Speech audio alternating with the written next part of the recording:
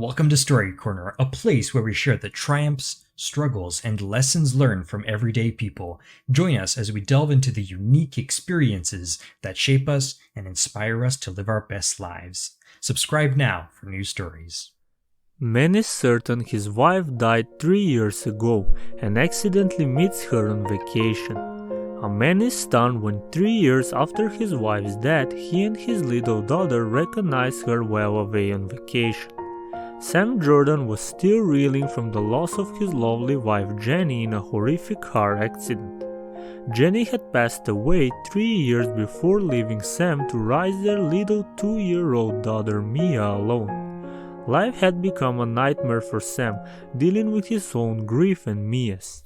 After more than 3 years, he eventually felt that he and Mia had reached a state of relative normalcy, prompting him to plan a vacation for them. Sam thought a 2-week trip to sunny California would provide a refreshing change from their Colorado hometown. He discovered a pleasant B&B in Venice Beach, which was situated near the beach and offered a vibrant and colorful atmosphere that Mia would appreciate. The father and daughter swiftly adjusted to the relaxed pace of vacation life and developed a routine of spending their mornings at the beach, having lunch and exploring the sights in the afternoons. Then, one afternoon, something extraordinary happened. Sam and Mia had stopped for ice cream when the now 5-year-old started crying. "Daddy, it's Mommy," and in seconds Mia was gone, waving through the crowd in the boardwalk. Sam dropped the ice cream, started running after Mia, and caught up with her 100 meters away.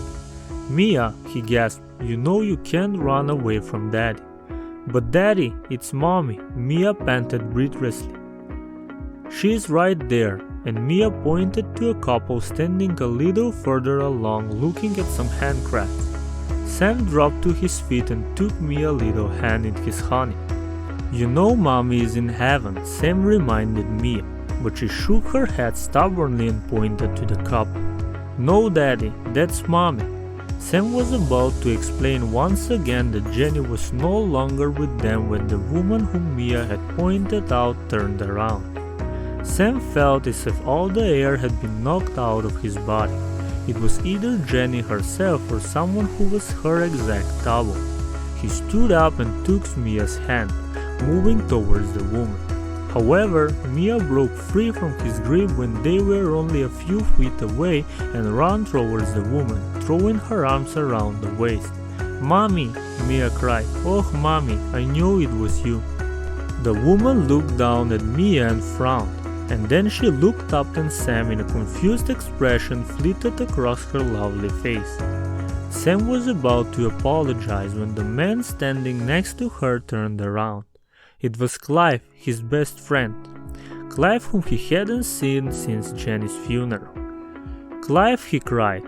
"Man, you wouldn't believe, but something was very wrong." Because Clive looked terrified and grabbed the arm of the woman who looked like Jenny. "We have to go," he screamed. The woman who looked like Jenny looked surprised. "Sam, what's the matter?" she asked him. Sam, she thought Clive was Sam. Sam placed a firm hand on Clive's shoulder and moved forward. "What's happening here, Clive?"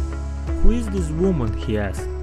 The woman, who bore a striking resemblance to Jenny, smiled and spoke up. "I'm Sam's wife," she said. "I'm Jenny."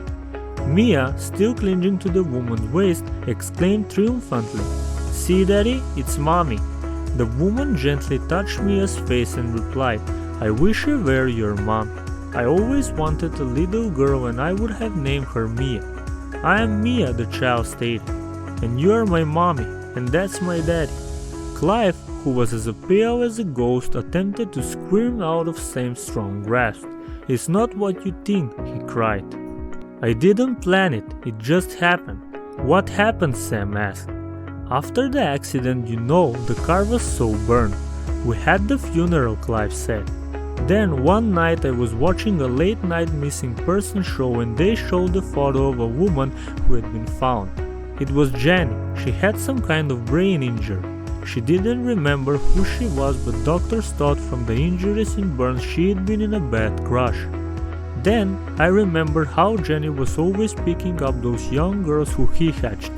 I guess that's who died in the car and Jenny was thrown clear. "Why didn't you come to me?" cried Sam angry. We were in such pain. Clive couldn't look Sam in the eyes. "I loved Jenny. You knew it when you started dating her. You took her from me, so I took her back." Jenny was listening to this in a horrified silence. "You told me you were my husband," she gasped. "You said my dreams about a baby girl were just fantasies. You lied to me." Clive cringed under her wrath, and Sam calmly dialed 911 to call the police. Later, Sam sat down with Jenny to sort out the mess that one man's obsession had created in their lives. He explained to Mia that her mother might take a long time to remember everything and encouraged Jenny to be patient. Jenny smiled and took hold of Sam's and Mia's hands. "For these past 3 years I always felt that something was wrong, Sam. Clive told me that I loved him and that he was my husband, but something wasn't right," Jenny said. "Now it feels like the world is finally coming back together again, bit by bit, and so it did." Thanks for tuning in to another episode of Story Corner. We hope you were inspired by today's story and learned something new. Don't forget to hit the subscribe button and hit the notification bell to stay updated with our latest content. Until next time, keep living life to the fullest.